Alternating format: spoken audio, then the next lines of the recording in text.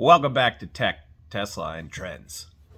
So let's discuss, let's see, off my list here. I think one of the items that we discussed a little bit before was how I see that dumps will become the mines of the future. One of the players in this is actually Redwood Materials, which if you take a look at Redwood Materials, you see that it's led by another visionary and another one of those individuals that's played the game with Elon for a while, and that's J.D. Straubel, another brilliant mind that is truly innovating at a next level, thinking, decades in advance where things need to be. That there's going to be a need to recycle those lithium-ion batteries that are coming out of older Teslas and older EVs, and building that ecosystem that's going to extract those valuable metals and other resources that are critical to that battery infrastructure that is necessary to build a sustainable energy infrastructure. This is another one of those companies that is absolutely killing it and innovating, and you really need to take the time to investigate what Redwood Materials is doing and how they're building these self-contained ecosystems for some of the manufacturers like Ford. We're not really privy to a lot of details, but there's a bit of a back and forth that's occurring there with Tesla. I'm fairly certain, and looking at it. Anyways, the key to come back to tonight, I think, is that whole recycle process. Once you have built the recycling process for existing components like cars, you're bringing those in and you're taking and you're dismantling 16850 type cells, or the 4680s when they cycle through, or 2170s, whatever they might be. As you're able to build a process to tear that apart to its fundamental components and recycle it and grind it and bring it back up to a battery grade powder and ready to go, that provides a resource that has great value to the overall economy. It's a resource that encourages that long-term productivity of batteries and of that ecosystem for power storage as a from a storage perspective. This is really important, because without those batteries, it doesn't matter how much wind or solar you have, or any other type of renewable energy generation source. It is the ability to store your energy that is generated that matters, because that's how you're going to firm up the grid, and you're going to prevent the spikes and other troughs that occur as wind and solar kick in and kick off, and all of those sorts of things. If you have the battery capacity to capture those resources as they are generating, and then when they drop offline, be able to continue to feed the grid, that's an important service that is being provided.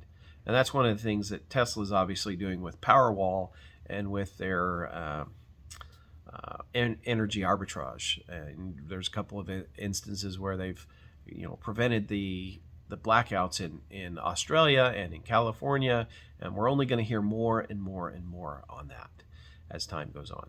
But those systems are built on batteries, and the ability to recycle those batteries once they have reached their life, they have exhausted, or they're damaged in any way, shape, or form due to where they're located.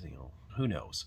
There's always a need to recycle, and as you are able to take something that has been built and bring that over here and get that disassembled and then processed and then built back into the new battery. This changes the fundamental equation of how much energy is in that system, because you're decreasing the amount of mining that actually has to go into it. Now, one of the things that I see happening is the TeslaBot is going to enter into this reclamation process for recycling, and eventually those landfills and dumps that exist out there, we're going to be quite literally digging them up and processing the garbage that is there.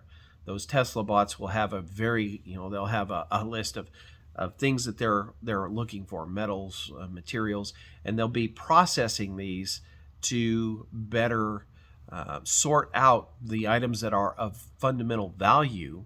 And again, if you have an economy, a labor force that is relatively inexpensive from this perspective, you are able to utilize that labor force to extract the valuable materials that have already been extracted from the earth and reuse them.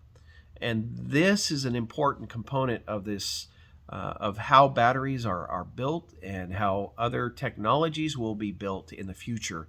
And I believe that this is one of those opportunities that's going to be out there for visionary individuals to go out and turn those landfills into a productive source of mined material that they can either send through a new Redwood material process, or some other individual to start up their own version of what Redwood Material is doing for another specific subset of the materials that have been dumped into the landfills for the hundreds of years. And some of those things, they break down, some of them they don't. And it's the things that don't that I think we are going to really have an opportunity to go back in and extract and better utilize the materials that we've already extracted and manufactured at some point in our history. This reusability is a very important concept for us all to wrestle with and understand. And it's not it's about being a good steward. We are stewards of the earth and of the areas that we live in. And it is our responsibility, regardless of what our political views may be, it is our responsibility to take care of what we have. We don't have to be insane about it. We just take care of the things we have. And if there's an opportunity to reutilize, then we take that opportunity. If this makes sense and is something you can accomplish, you hit that nail, because that's something that makes the world a better place. But obviously, from an economic standpoint, that's a huge component that a lot of people, when they're talking about these green deals, they totally miss. If it is not an economic process, you have to figure out a way to make it an economic process. And again, in previous episodes, I've discussed that multi-dimensional chess game that's going on in Elon's head.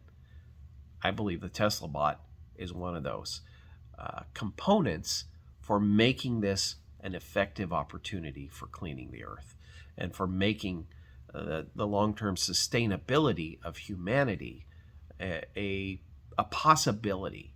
And I strongly believe in that particular vision of what the TeslaBot has to offer in regards to helping us to help ourselves in cleaning and maintaining and bringing what we've already extracted from the earth and bringing it back into use.